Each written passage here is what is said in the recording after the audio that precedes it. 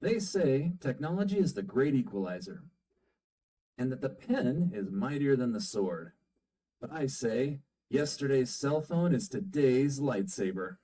I'm here to talk to you about how a group of evil um, cantankerous cowards, yeah, cantankerous cowards, that's what I was going to say, that a group of evil cantankerous cowards plotted to take over the world. And your mission, should you choose to accept it, is to band together with over 300 million American Spartan warriors to boot their lily-living heads back to Commie-land.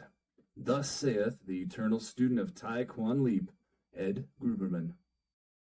I'm going to tell you how, and I'm going to give you the tools to do it. But first, let us give ponderous contemplation to the wisdom espoused by the master of the art of war, Sun Tzu, who said, "If you know the enemy and you know yourself, you need not fear the result of 100 battles. If you know yourself but not the enemy, for every victory gained you will also suffer defeat. If you know neither the enemy nor yourself, you will succumb in every battle." Over the last 3 years, these evil, cantankerous cowards have launched attack after attack on the foundation upon which our society is founded, namely, our communications through cancel culture, the very bile of communism itself. They've attacked our voting, which threatens the very rule of law, mandated shutdowns to collapse our economic system. In other words, they've been fucking with our money. And the CDC, together with Big Pharma, have been rolling the dice with our health. So in order to win this shadow war, we must secure our communications, secure our voting in order to remind these corrupt politicians that they work for us, secure our financial system by reining in the out-of-control inflation. And because hospitals and Big Pharma are heavily regulated, if we do these 3 things, we get the 4th for free. Now that's a hell of a lot to get done. But just like my 5th grade teacher, Mr. Abeg, used to say, how do we eat a whale? One bite at a time. Ask any military strategist and they will tell you that we must first and foremost secure our communications. That's why I'm excited to introduce you today, the Ninja Phone. Now, if you were to buy a regular cell phone and just use it, it would be one of the most insecure phones on the planet, because regular cell phones come pre-installed with spyware. Don't believe me? Just go read the terms of service for Google or Apple. But here at Ninja headquarters, we completely wipe the hard drive of a run-of-the-mill Google Pixel phone, ensuring all of its spyware is completely eradicated.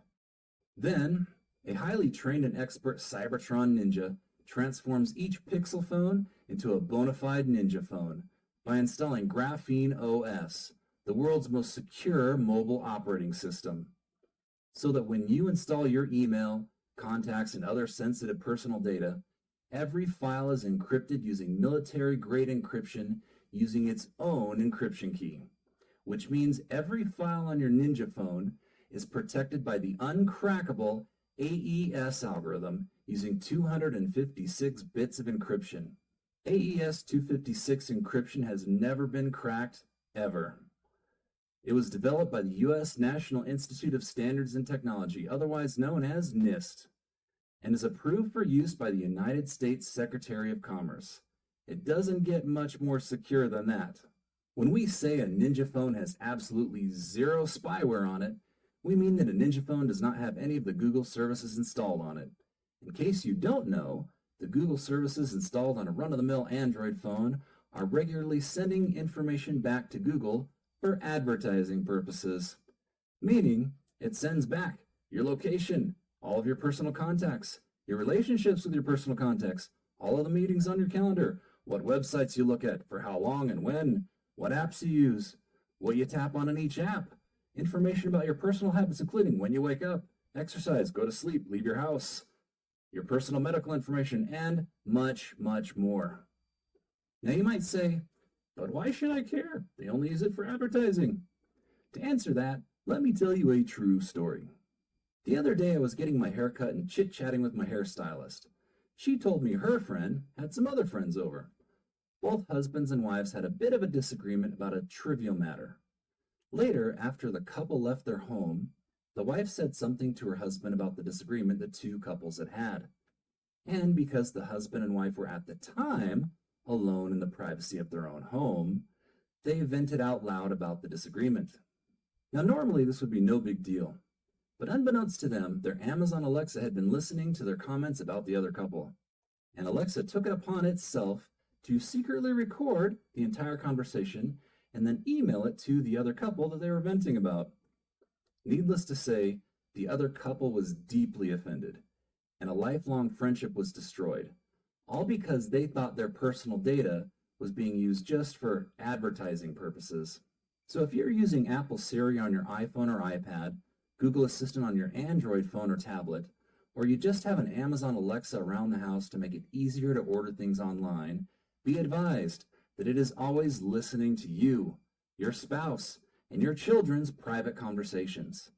And their terms of service are so vague, they can literally do whatever they want with all of the private information your devices are gleaning.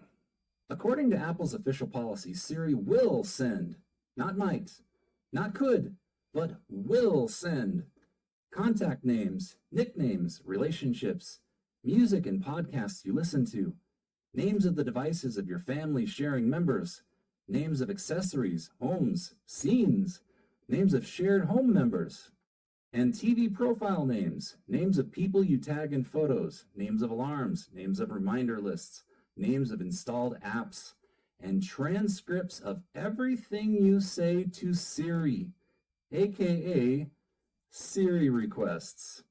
But don't worry, according to Apple's website, privacy is a fundamental human right. It's also one of our core values, which is why we design our products and services to protect it. That's the kind of innovation we believe in. Or do they? Now, according to Apple's privacy policy, you can request to have your information deleted. But will they honor your request? Apple lists a whole bunch of seemingly good reasons to dishonor your request by not deleting your data. But the one that really has my nipples in a twist is at the top of page 3.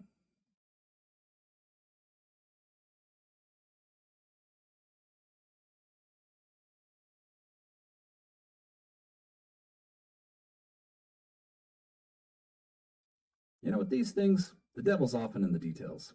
According to the Merriam-Webster dictionary, the definition of frivolous means of little weight or importance. But my question is, to whom? And the definition of vexatious is causing vexation, distressing.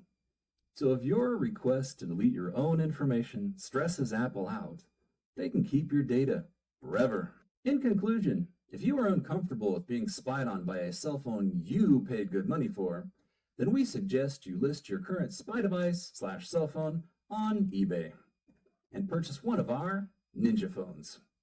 So you can rest assured that the next time you share some private information with your spouse, your family members, or friends, information like, a PIN number maybe, to your debit card, what you and your friends did on your last trip to Las Vegas, or which wall of your house you hid your gold bars in, that neither Google, Siri, nor Alexa will be covertly listening in the background and sending God knows what to God knows who. Big tech is not your friend. They do not have your best interests at heart, and I should know. I worked for big tech for over 25 years. Hell, it's guys like me who put the big in big tech. Until now, that is. Until next time, stay strong and ninja on. Codenheim out. And don't even get me started on what your cell phone is watching you do when you think your camera is off. Face ID my ass.